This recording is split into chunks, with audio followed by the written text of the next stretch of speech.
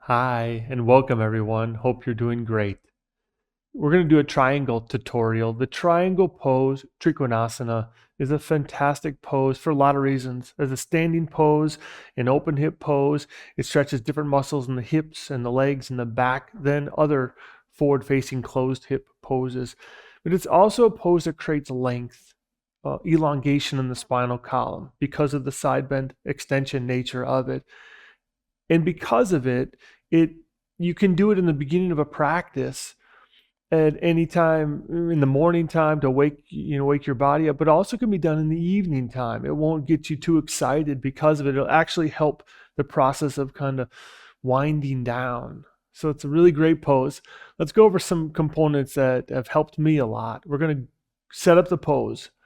And then in between each of the sides, we'll pause in the mountain pose as a way to kind of sense what happened. Then we're going to do some warm-ups, just simple warm-ups, and see how that impacts the pose again. I have a couple blocks here. I'll show you how you might use those. But to start, come to mountain pose. And just sense of balance, sense of a presence. Take a deep breath. Great. Now, the pose is a wide pose. So step your feet wide apart. Legs length, really, which means that the length of your leg, each of your legs, and the distance between your feet create the three sides of an equilateral triangle, more or less. I'll mirror you just so that you can just copy me. Turn your left foot out by 90 degrees and kick your right heel back a little bit. Now, press your torso up tall, press through your feet. So there's a extension through the spinal column and there's strength in the thighs. Okay.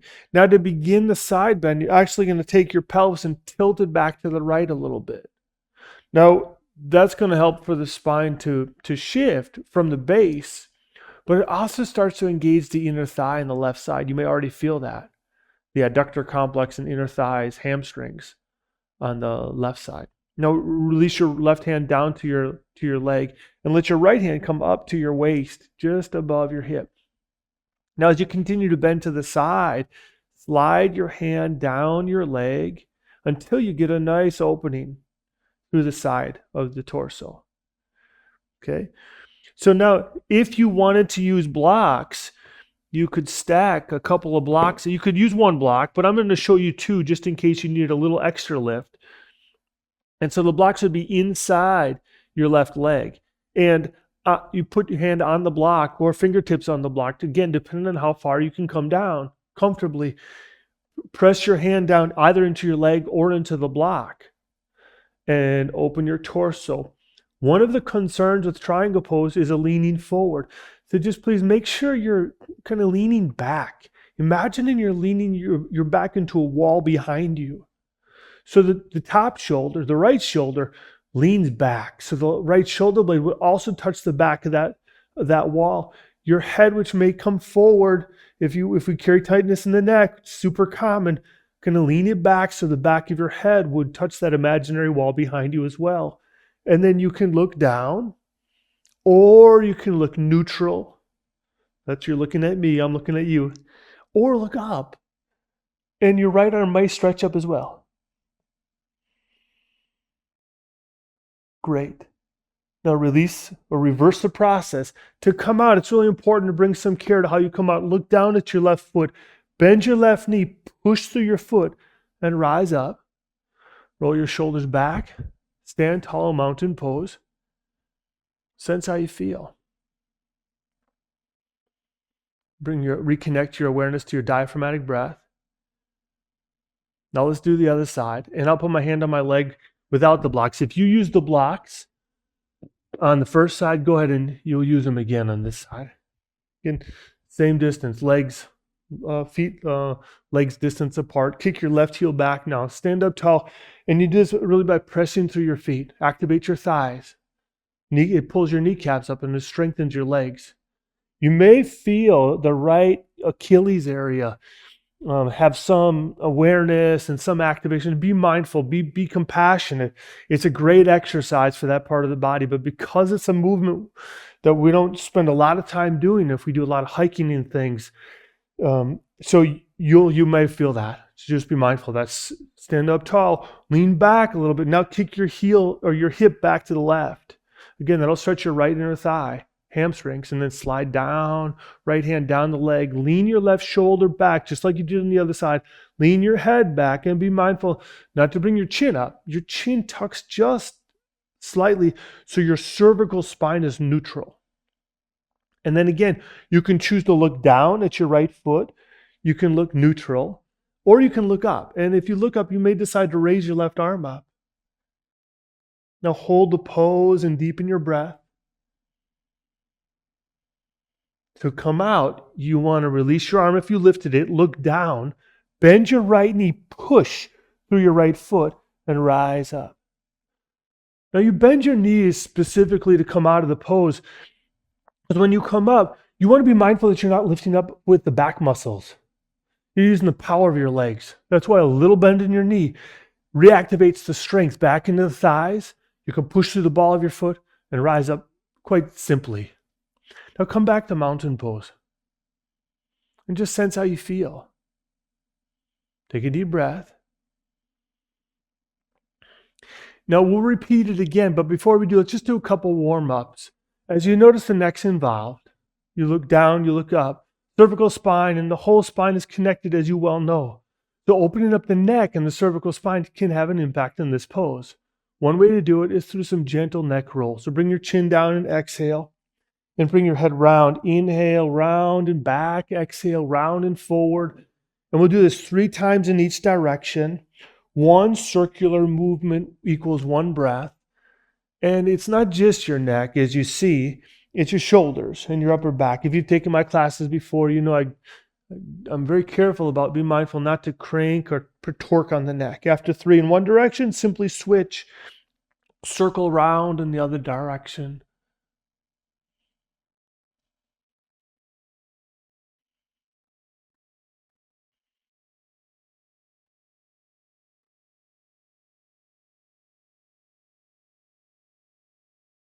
And after 3 in each direction, bring your head right up to neutral. Excellent. Now chest and shoulders are involved. If the chest is really tight, it'll generally pull forward in that triangle pose. So opening the chest, back. So opening this area, warming up this area can be really helpful. A simple way to do it, interlace your hands behind your back. Just place your hands on your back. Or if you want, you can stretch your arms a little bit higher. Just be mindful, don't lurch your chin forward. So you're standing up tall, pressing through your feet. If you want, you can raise your arms off of your back. And if you do, you can push your palms together also, and this will activate, strengthen your triceps as well. Another kind of added bonus. Now let your breath deepen. Take a few breaths here. Feel the stretch through your arm, your deltoid, your chest, all across your rib cage. And then release. Shake your arms out a little bit. Cross your arms, alternate which one's on top. Excellent. Now one more warm-up, and it has to do with twisting. We'll do a couple of twists. When we twist the spinal column, the twisting of the action around the spinal column, the muscles, the paraspinal muscles and the spinal muscles that go up the length of the spine, when they rotate, they get little length. So by just a slight twisting, we actually can create length in the spine. And then we can add that length of the spine in the extension and triangle pose, and everything benefits. It's really kind of fun. So take your feet a little wider, maybe shoulder distance apart. Simple twist. You've probably done this 1,000 times. Just rest your arms. Pick up your back heel just a little bit so you're pivoting off your back heel. Good. And then a little bit more of a dynamic standing twist. Feet hip distance apart. Interlace your fingers. Invert your palms. Stretch up. Now as you stretch up, continue to reach through the palms of your hands toward the ceiling. Or if you're outside, toward the sky. Unshrug your shoulders. Okay, now keep a neutrality in your spine so you're standing nice and tall. See? You're not hunched or rounded. If you are, bend your knees a little bit, kind of settle down. You might bend your knees so you can bring a length to your spine. But reach as tall as you can. Now exhale, twist from your abdomen first. And I'll mirror you again, so twist to the right. Now pause at the end of the exhalation. The inhale, stretch tall. Exhale a little bit higher in your torso. So now you're at the rib cage. Pause at the end of the exhale. Inhale, stretch tall again.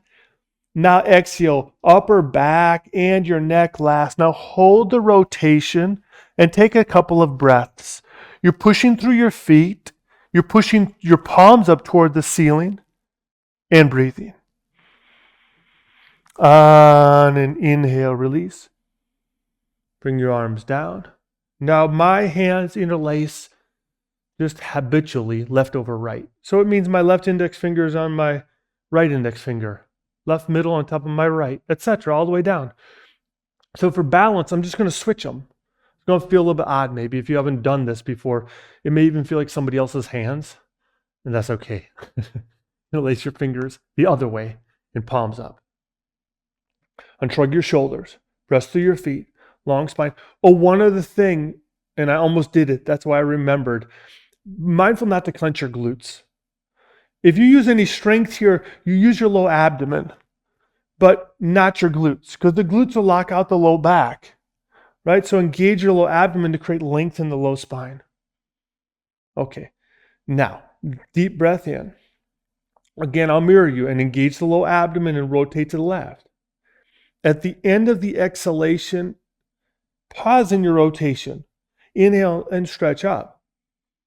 Now bring your rotation up into the rib cage, a little bit higher. And exhale.